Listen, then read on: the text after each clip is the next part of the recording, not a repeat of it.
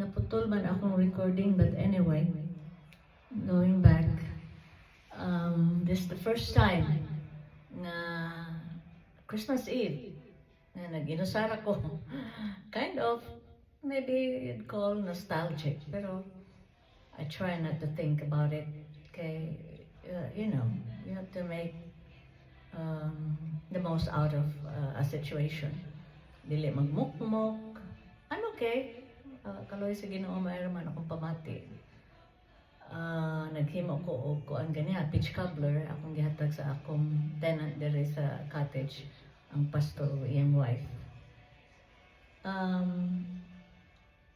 The nice thing about, you know, what's happening today sa ako is, although ako ra nag-inusara, but I try to recollect.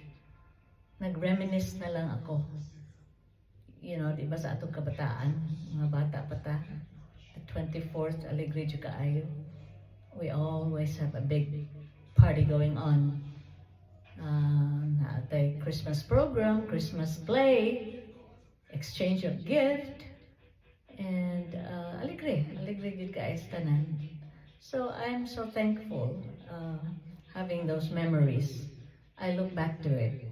Mauna, I bathe myself with that kind of experience or memory sa ako karon nga kinabuhi nga nag-inusala most of the time. But maayo kay si Gemma inig New Year ari sa ako she'll spend time with me, and there'll be a lot of people there sa balay unya sa New Year's Eve. Kay ari diri mag year ender. A lot of my church family maari sila. So, daghang tao kumpara karon nga ako ra nag-inusara.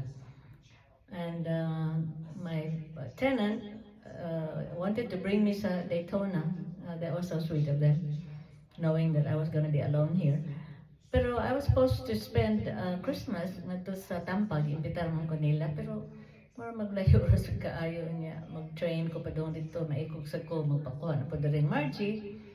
So I decided to just stay home and enjoy myself and just be grateful, you know.